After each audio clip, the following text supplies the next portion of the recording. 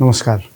आदरणीय बुवा आमा, दिदीबहिनी तथा दाजुभाइहरू, म आज एक अत्यन्त संवेदनशील घडीमा तपाईहरू सामु उपस्थित भएको छु। केही दिन अघि सुनसरीको देवानगञ्ज, सिराहा लगायतका स्थानमा भएको दुःखद घटना र त्यसपछि केही जिल्लाहरूमा उत्पन्न अशान्त वातावरणलाई लिएर नेपाल सरकार पूर्ण रूपमा गम्भीर र संवेदनशील छ। यस दुःखद घटनामा परि निधन हुनुभएका हाम्रा नागरिकहरू जयप्रकाश मेहता, ओम प्रकाश मेहता र गणेश यादवप्रति म भावपूर्ण श्रद्धाञ्जली अर्पण गर्दछु।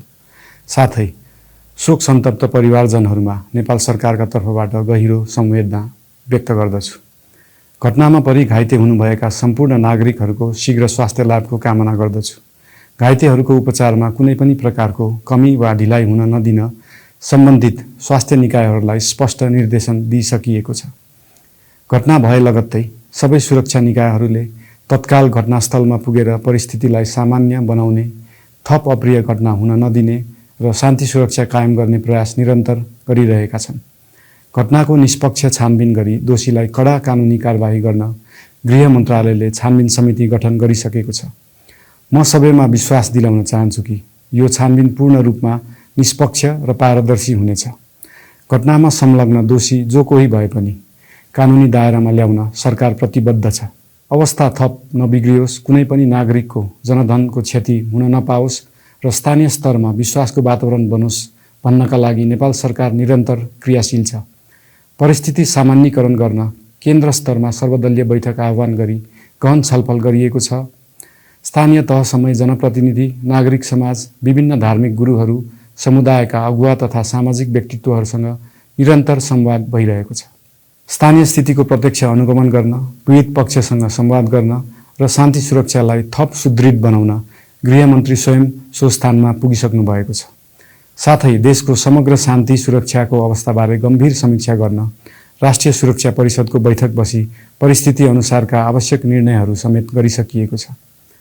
यस्तो संवेदनशील घडीमा सामाजिक सञ्जाल वा अन्य माध्यमबाट असत्य, अपुष्ट सूचना, अफवाह, घृणा फैलाउने सामग्री वा समुदायबीच वैमनस्य बढाउने अभिव्यक्ति प्रचार प्रसार नगराउन अनुरोध गर्दछु। साथै सरकारी निकायहरूबाट जारी भएका आधिकारिक तथ्य र सूचना मात्र विश्वास गर्न विशेष आग्रह गर्दछु।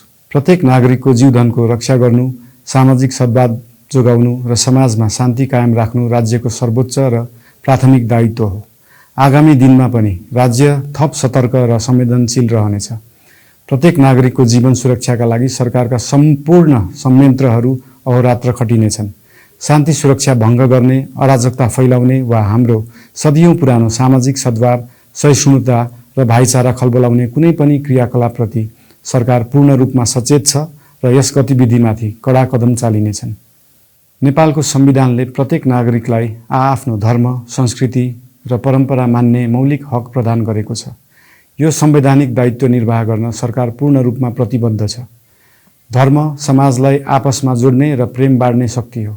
संसारको कुनै पनि धर्म वा संस्कृतिले हिंसा, घृणा र विभाजन सिकाउँदैन। सबै धर्मको मूल सार करुणा, दया, प्रेम र शान्ति नै हो। देशको कुनै एक स्थानमा भएको अनपेक्षित र दुःखद घटनालाई लिएर कुनै सिङ्गो समुदायलाई आरोपित गर्नु र देशका अन्य भूभागमा समेत त्यसको प्रतिशोधको आगो फैलाउनु कुनै पनि दृष्टिकोणबाट न्यायोचित वा न्यायसङ्गत हुन सक्दैन। आदरणीय बुवा आमा, दिदीबहिनी तथा दाजुभाइहरू, हाम्रो इतिहास साक्षी छ कठिनभन्दा कठिन र अप्ठ्यारो परिस्थितिमा पनि आपसी एकता, सहिष्णुता र विवेक नै हाम्रो सबैभन्दा ठूलो शक्ति बनेका छन्। हामी सबैले जिम्मेवार नागरिकको भूमिका निर्वाह गर्दै यो सुन्दर र शान्त नेपाली आकाशमा मडारिएको अशान्तिको बादल हटाउनु पर्नेछ। हम आम नागरिक समाज, धार्मिक समुदाय, सब आदरणीय अगुवा, सब राजनीतिक दल आ जिम्मेवार संचार के माध्यम सबके धैर्यता आ संयमता अपना के शांति, सद्भाव, भाईचारा आ राष्ट्रीय एकता कायम राख के लेल सरकार के तरफ से हार्दिक अपील कर रहल छी। धन्यवाद।